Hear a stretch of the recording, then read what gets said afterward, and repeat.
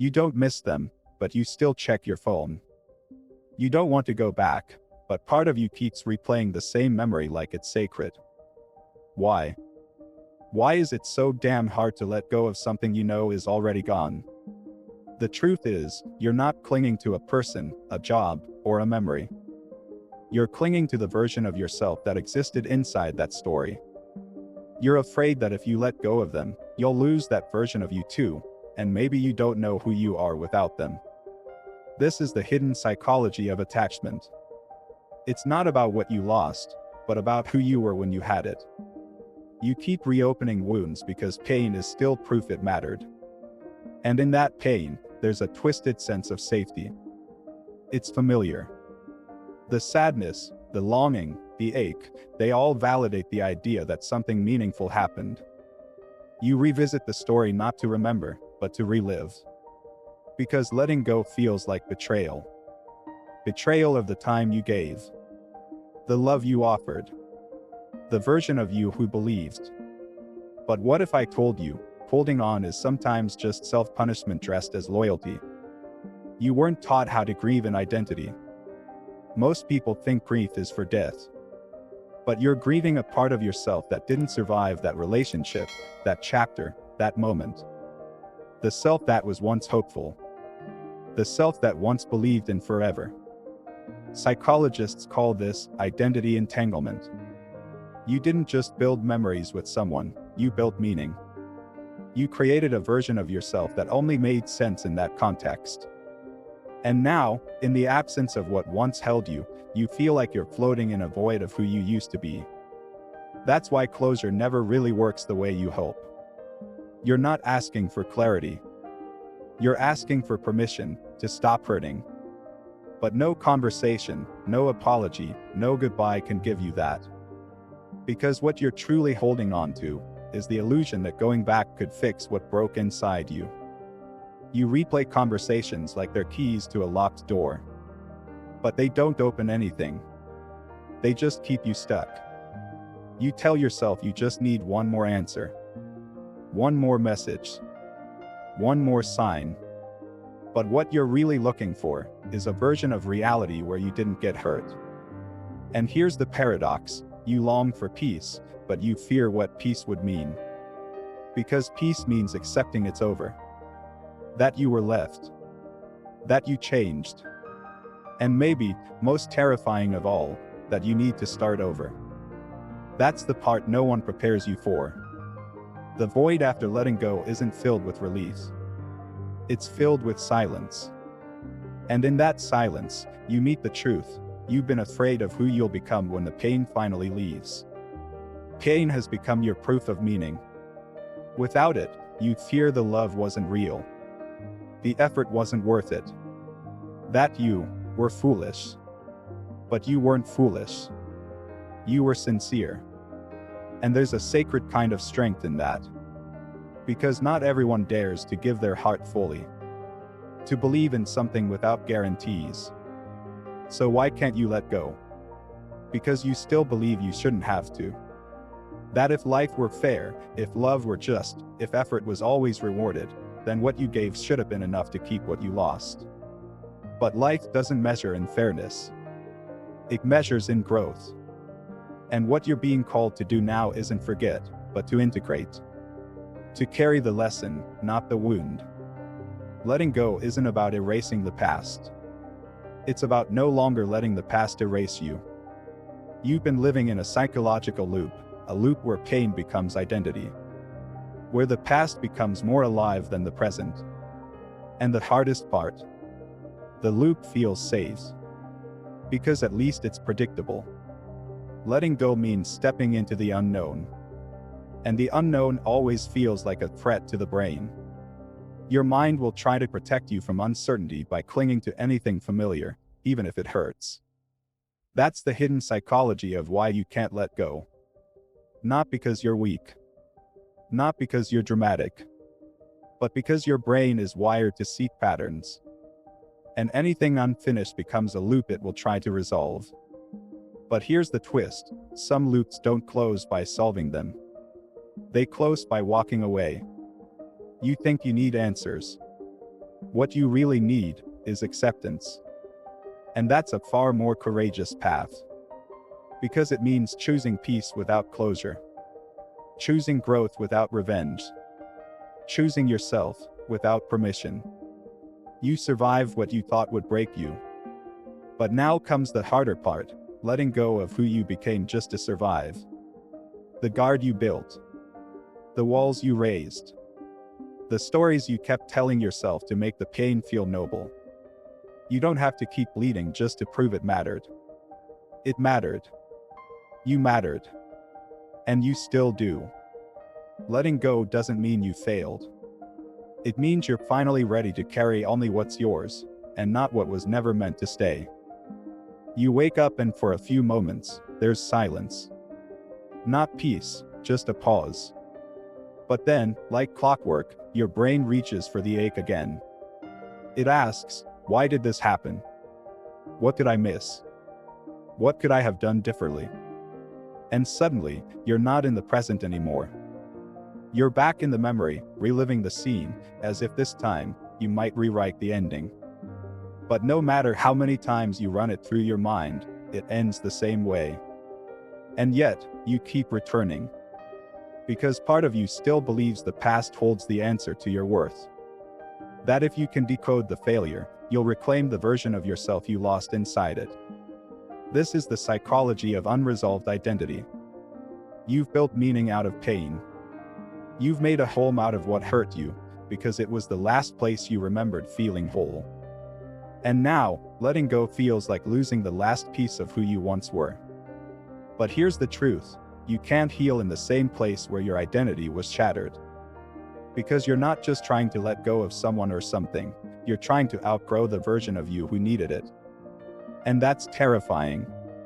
Because to let go is to admit you've changed. That you're not the same person who loved, who waited, who hoped. And maybe you don't know how to exist without that version of yourself yet.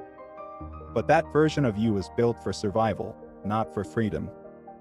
They stayed because they believed they had to. You stay now because you believe you still are them. But you're not. You're the one who endured. You're the one still standing. You see, trauma doesn't just wound you. It gives you rules. Rules like, don't trust too fast. Don't feel too much. Don't hope again. And letting go threatens those rules. It tells your nervous system that the danger has passed, even if part of you still flinches at the thought. But here's something most people don't tell you, letting go is an act of rebellion. It's defiance against the voice that told you you weren't enough. Against the silence that followed when you needed answers. Against the belief that healing meant pretending nothing happened. No, healing means rewriting the narrative. And that begins by naming the truth. You weren't weak for caring. You weren't naive for trying. And you're not broken for struggling to release what was real to you. What broke your heart shaped your perception of safety. And now, your body holds onto the past like armor. That's why sometimes, you feel tired without doing anything. Why joy feels distant. Why you catch yourself smiling but don't feel it inside.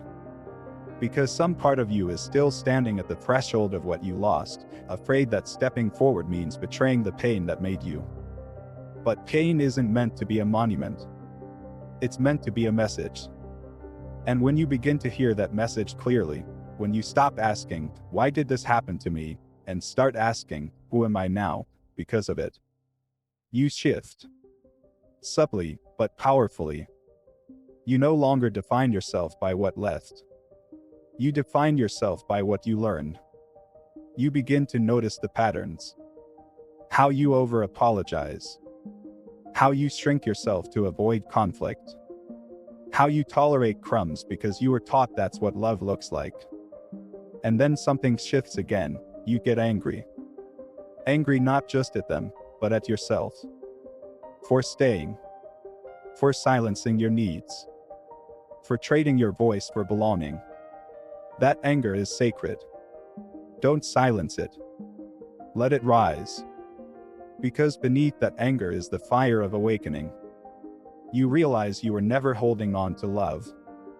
You were holding on to the hope that love would finally choose you the way you once chose it. And now, you have to make a new choice: choose yourself.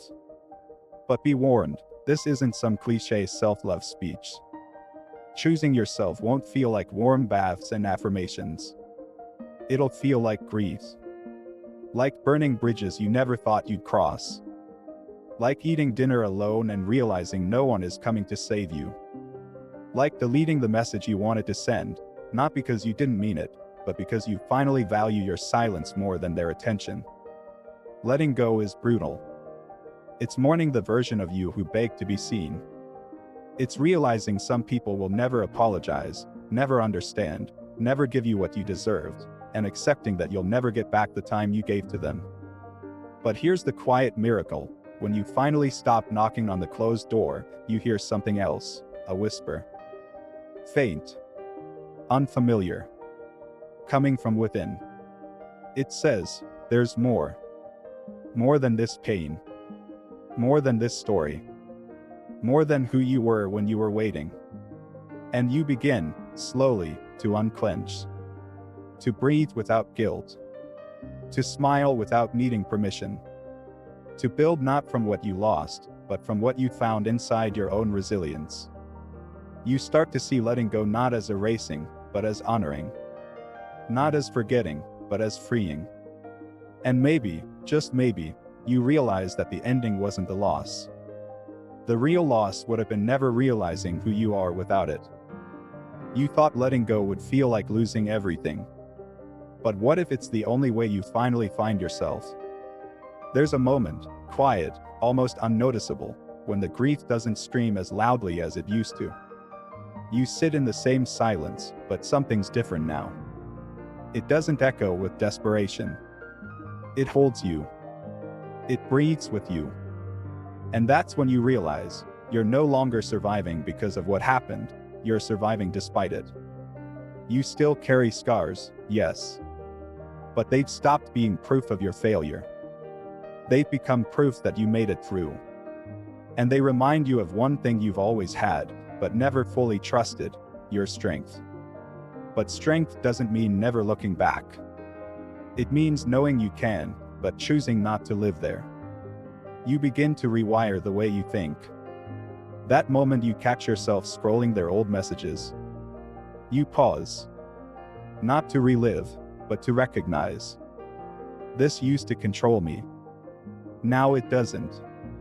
And every time you do that, every time you choose the present over the past, you teach your nervous system something revolutionary: that safety no longer lives in what once hurt you. The brain clings to loops. Obsessive thoughts, regret, what-ifs.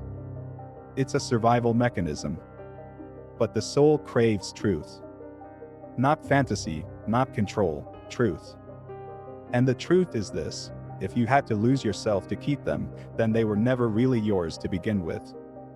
You were taught that closure would come in words. An apology. An explanation. But maybe closure doesn't come from them at all. Maybe it comes the moment you decide, they no longer get to define what this meant. Because maybe what happened wasn't a betrayal of your worth. Maybe it was the beginning of your return to it. You stop asking what you did wrong, and you start asking what this taught you. You realize how deeply you crave validation, but also how quickly you give away your power to earn it. You see how much love you gave, but also how much of yourself you abandoned in the process. And the most radical thing you'll ever do is forgive yourself for that. Not because you were wrong to care, but because now you know better. Now you know that real love, real connection, doesn't require self-erasure. It doesn't punish your boundaries. It doesn't make you guess your worth. Letting go doesn't mean closing your heart. It means no longer handing it to people who can't hold it. So you start to rebuild, not from desperation, but from devotion. Not from loneliness, but from loyalty to yourself. You reconnect with parts of you that were buried under the weight of needing to be chosen. The hobbies, the laughter, the stillness that doesn't feel like emptiness anymore. You begin to feel joy not because something amazing happened, but simply because you allowed yourself to feel again. And suddenly, you're not chasing clarity, you're creating it. You're no longer haunted by the question, why didn't they love me? Because now, a deeper question has emerged, why did I wait for them to? That question changes everything. Because now, you stop romanticizing pain. You stop writing poetry about the people who couldn't hold your softness. You stop turning your wounds into altars and calling it love. You start seeing the cracks not as places where you were broken, but where the light got in. You realize the people who couldn't meet you weren't villains. But they also weren't meant to walk your whole path with you. And you don't need them to understand you in order to move on. Because healing is not about being understood. It's about finally understanding yourself. You forgive them, not for their sake, but because you refuse to carry their limitations into your future. You forgive yourself, not because you were wrong, but because you deserve peace more than you deserve punishment. You let go not because it didn't matter, but because you do. And one day, without fanfare, you'll notice something new in the mirror. A steadiness. A softness. A strength you didn't know you had. The grief will still be there, but it won't weigh the same. The memories will still visit, but they won't stay. And when someone asks how you healed, you'll smile, not because you've forgotten the pain, but because you finally remember who you are beneath it. So if you're still holding on, still tangled in loops, still waiting for permission to release what's already gone, hear this. You don't need to make peace with the past to move forward. You just need to stop mistaking your pain for your identity. Letting go is not the end. It's the beginning of you coming home to yourself. If this spoke to you, don't forget to like, share, and comment your story below. Someone else might need to hear your journey. And remember, letting go doesn't mean the story ends. It just means you're finally free to write the next chapter.